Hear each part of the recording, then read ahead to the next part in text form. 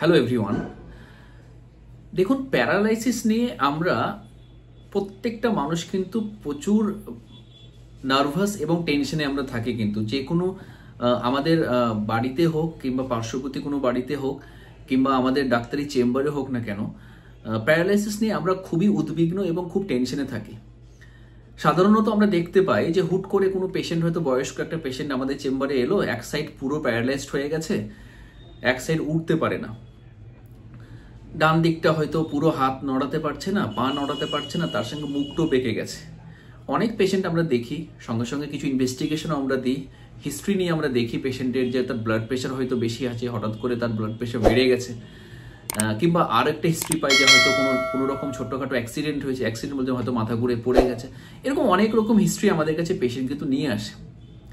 কিন্তু কিছু পেশেন্ট আমাদের কাছে আসে, ইয়াং পেশেন্টরা হয়তো হঠাৎ করে চলে গেলো প্যারালাইসিস নিয়ে, অথচ তার প্রেশার ঠিক আছে, তার কোনো কার্ডিয়াক, তার কোনো স্ট্রোকের কোনো লক্ষণ হয়তো নেই। তখনই আমাদের কিন্তু একটা ডাক্তারদের একটা উদ্বিগ্ন এবং টেনশনের ব্যাপার হয় যে হঠাৎ করে কেন হলো এই প্রবলেমটা। রিসেন্ট একটা মিডিয়াতে বা যে কোনো ইউটিউব চ্যানেলে বলুন না কেন, রিসেন্ট একটা জিনিস, রোগের নাম আমরা খুব প্রচুর শুনতে পাচ্ছি। সেই রোগটার নাম হচ্ছে গুলিয়ান বারি সিনড্রোম। গুলিয়ান বারি সিনড্রোমটা একটু ডিটেলস বলবো। আমি ছোট্ট একটা ভিডিও, হঠাৎ করে ভাবলাম যে এই ভিডিওটা নিয়ে একটু কিছু আলোচনা করা যাক, তো ওটা নিয়ে ডিটেলসটা বলবো যে গুলিয়ান বারি সিনড্রোম বা জিবিএস, এটা কি থেকে নামটা এলো, এটা হঠাৎ করে এতটা কেন উদ্বিগ্ন আমরা, এটা এই রোগটা নিয়ে কেন উদ্বিগ্ন হচ্ছি, এবং এটা কতটা মারাত্মক বা মারণঘাতী হতে পারে। আমি doctor MDS Azam, consultant homeopathy physician, BHMS honours, medical officer, Kaliachak 3 rural হাসপাতাল। দেখুন, গুলিয়ান বারি সিনড্রোমটা দুটো সায়েন্টিস্টের নাম দিয়ে এসেছিল, একজন নাম গুলিয়ান, একজন নাম বারি। তো এরা দুজন নিউরোলজিস্ট ছিল, এরা দুজন মিলে কিন্তু এই একটা মাল্টিপল কিছু রোগ ওরা নিয়ে ডায়াগনোসিস করে, এবং তারা এই নামটা দেওয়ার পেছনে কারণটা হচ্ছে সেই রোগটা ওরা আবিষ্কার করে। সিনড্রোম মানেটা কি? সিনড্রোম মানে হচ্ছে মাল্টিপল ডিজিজ, একটা নয় একের অধিক যেসব ডিজিজগুলো থাকে সেটাকে আমরা এক বাক্যে সিনড্রোম বলে জানবো। তো সেই দুটো সায়েন্টিস্ট নামে কিন্তু আমাদের যে এই রোগটার নামকরণ করা হয়েছে, যেটার নাম হচ্ছে গুলিয়ান বারি সিনড্রোম বা জিবিএস বলা হয়। এটা হঠাৎ করে আমরা শুনলাম যে পুনাতে একটা কিশোর মারা গেছে, আবার আজকে আমরা শুনলাম যে আজকে আরেকটা বাচ্চা মারা গেছে। তো এরকম আমরা কিন্তু এর আগেও কিন্তু আমরা এটা নিয়ে যতটা শুনেছি, এখন রিসেন্ট বেশি হচ্ছে।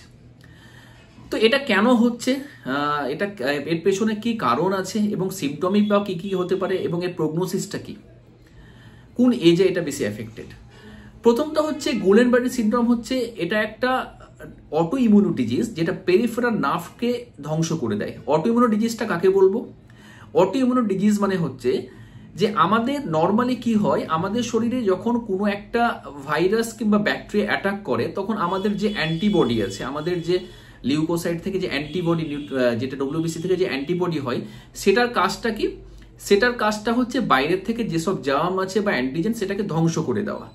এটা কিন্তু বডি আমাদের একটা প্রোটেকশন নিয়ে বসে আছে। এটা normal phenomena, normal physiological phenomena এটা। তো অটোইমিউন ডিজিজ কখন বলবো? যখন আমাদের শরীর নিজের সেলকে চিনতে পারে না।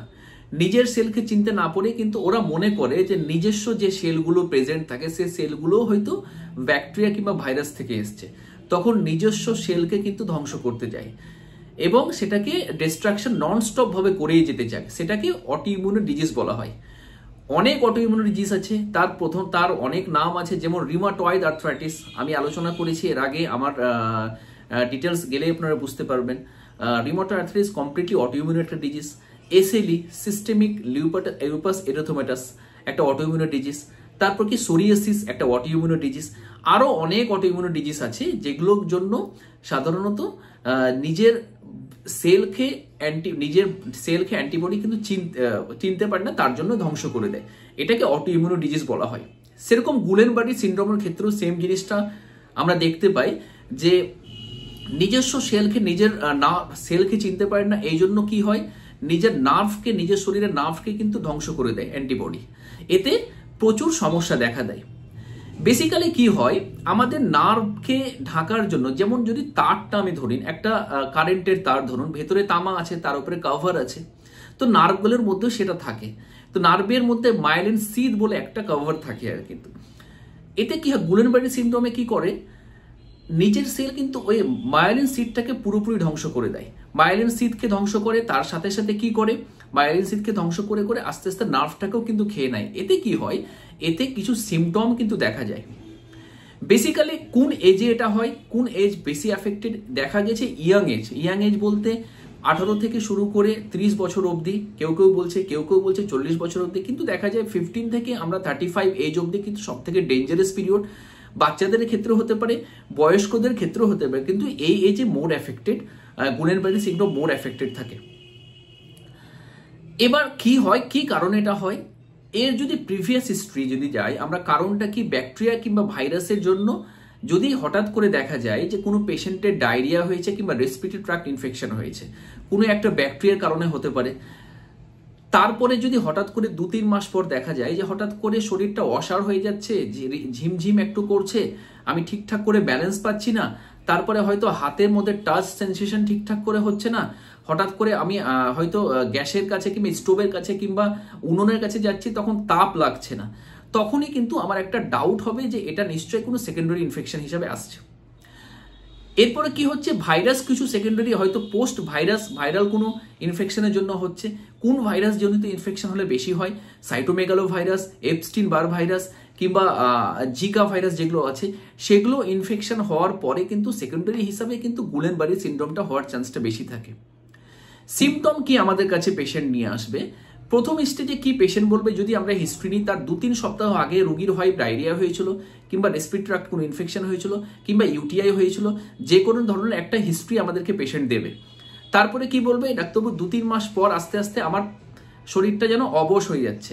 প্রথমত যে সমস্যাটা, প্রথম যে সিমটমটা প্রথম থাকবে, যে লোয়ার এক্সট্রিমিটি মানে পায়ের তলা থেকে কিন্তু অসাড় ভাবটা আসবে, পায়ের তলাটা আস্তে আস্তে অসাড় হয়ে যাচ্ছে, আস্তে আস্তে পায়ের দিকে উঠবে, তারপরে বলবে যে আমার শরীরটা, বডিটা অসাড় হয়ে যাচ্ছে, হার্টটা অসাড় হয়ে যাচ্ছে, আমি শ্বাস ঠিকঠাক করে নিতে পারছি না, তারপরে আস্তে আস্তে বলবে যে আমার গলাটা অসাড়, কথা বলতে পারছি না। এভাবে আস্তে আস্তে কিন্তু ডেঞ্জারাস পর্যায়ে পৌঁছায়। এই প্রবলেমটা ইভেন ফিউ আওয়ার্সের মধ্যেও হতে পারে। ফিউ আওয়ার্স বলতে হঠাৎ করে পেশেন্ট স্টার্ট হলো 1 ঘন্টার মধ্যে হয়তো পুরো শরীর অসাড় হয়ে গেল, আবার ফিউ উইকসের মধ্যে হতে পারে বা ফিউ ডেজের মধ্যেও হতে পারে। সাধারণত দেখা যায় যে 1/3 5 জনের মধ্যে 1 জন পেশেন্ট কিন্তু ডেঞ্জারাস জায়গায় পৌঁছতে পারে, তার মধ্যে 5 জনের মধ্যে আর 1 জন পেশেন্ট ডেঞ্জারাস জায়গায় পৌঁছতে পারে, আবার মোটামুটি 2 জন পেশেন্ট রিকভারি নর্মাল অবস্থায় পৌঁছতে পারে, আবার 2 জন পেশেন্ট কি করে যে প্যারালাইসিস অবস্থায় কিন্তু ফিক্স থেকে যেতে পারে। তো এই সমস্যাগুলো আমাদের কাছে পেশেন্ট নিয়ে আসবে হিস্ট্রি হিসাবে এবং সিমটম হিসাবে। তার সাথে সাথে যদি অবস্থা সিনসিয়ার, অবস্থা যদি আরো খারাপ হয়, তখন শ্বাসকষ্ট, রেসপিরেটরি মাসেলস যদি আমাদের প্যারালাইজড হয়, তখন পেশেন্টকে ভেন্টিলেশনের প্রয়োজন পড়ে এবং এটা আস্তে আস্তে খারাপের জায়গায় পৌঁছাবে। এতে পেশেন্ট কিন্তু যে কোনো সময় এক্সপায়ার বা ডেথ হতে পারে। তো গুলেনবার্গ সিনড্রোম এতটাই ডেঞ্জারাস যে যদি আমরা গুলেনবার্গ সিনড্রোম যদি না চিনতে পারি, তাহলে কিন্তু খারাপ জায়গায় যে কোনো মুহূর্তে পেশেন্ট যেতে পারে। তো বেসিক্যালি যদি এই প্রবলেম গুলেনবার্গ সিনড্রোম তখনই হয়, এটা ফার্স্ট স্টেজ কোনো রোগী না, এটা কমপ্লিটলি কিন্তু সেকেন্ডারি একটা ডিজিজ বলতে পারেন। যদি কোনো প্রাইমারি ভাইরাল কিংবা ব্যাকটেরিয়া ইনফেকশন হয়, তার সেকেন্ডারি ডিজিজ হিসাবে গুলেনবার্গ সিনড্রোমটাকে আমরা ধরবো।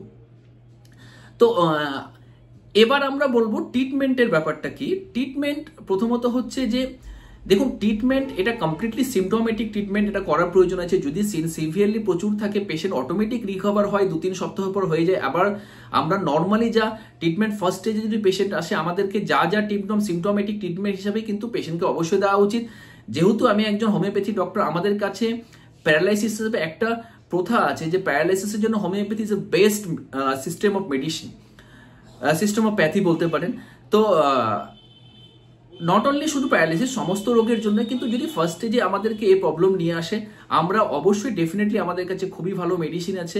অ্যাকর্ডিং টু সিমটম সিলিমেডি যদি আমরা ওষুধ দিই, তাহলে পেশেন্ট ডেফিনেটলি ভালো থাকবে।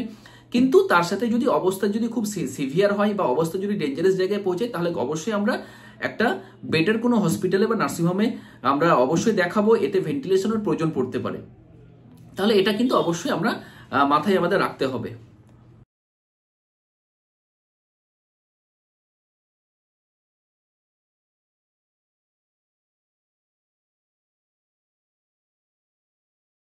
এবার আমরা জানবো যে এটা কি করে প্রিভেন্ট করব, গুলেনবারি সিনড্রোম থেকে আমরা কি করে রক্ষা পাবো।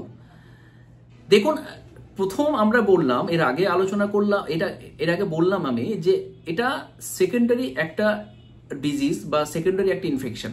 সাধারণত প্রাইমারি কিছু ডিজিজের জন্য এটা পোস্ট ইনফেকশন হওয়ার জন্য এটা হয়। তো আমাদের ফার্স্ট যেটা করতে হবে, যেটা হাইজিন মেনটেন করতে হবে। হাইজিন বলতে আমি প্রত্যেকটা খাবার আগে একটা হাইজিন মেনটেন, আমার হ্যান্ড ওয়াশ করা, যে জায়গাতে খাবো সেই জায়গাটা ওয়াশ করা, তার সাথে সাথে কন্টাজিয়াস যেসব পার্সন থাকবে, যারা হয়তো এফেক্টেড হয়ে আছে, সর্দি কাশি বা ডায়রিয়া বা রেসপিরেটরি ট্র্যাক্ট ইনফেকশন হয়ে আছে, তাদের কাছ থেকে দূরে থাকা, যাতে ওরা যদি আমার ক্লোজ কন্ট্যাক্ট থাকে তাহলে ওদের কাছ থেকে ভাইরাল ইনফেকশন আমার দিকে ছড়িয়ে আসতে পারে। খুব কাছে গেলে, খুব রিলেটিভ থাকে, মাস্ক ইউজ করা, বা পেশেন্টকে আমরা, যে পেশেন্ট থাকবে তাকে মাস্ক ইউজ করতে বলবো। এই জিনিসগুলো আমরা বলবো।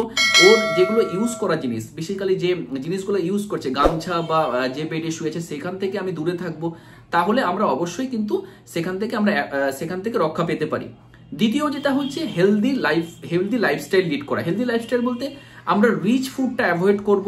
আমরা চেষ্টা করব যে জলের ওপর প্রচুর নজর দেবো। জলের উপর বলতে যে আমরা নোংরা জলটাকে আমরা অ্যাভয়েড করব। আমরা অবশ্যই জল, যদি আমার সন্দেহ হয় তাহলে অবশ্যই ফুটিয়ে আমরা জল খাবো, ফুটিয়ে ঠান্ডা করে জল খাবো। স্পেশালি বাচ্চাদের ক্ষেত্রে আমরা সেটা করব। তার সঙ্গে সঙ্গে আমরা কি করব, যে আমরা হাইলি রিচ ফুড, তার সঙ্গে রেস্টুরেন্ট ফুড, এগুলো আমরা অ্যাভয়েড করবো। কারণটা হচ্ছে রেস্টুরেন্ট ফুডসের মধ্যে হাইজিন ঠিকঠাক করে মেনটেন্স আমাদের ম্যাক্সিমাম ক্ষেত্রে খুব কম হয়।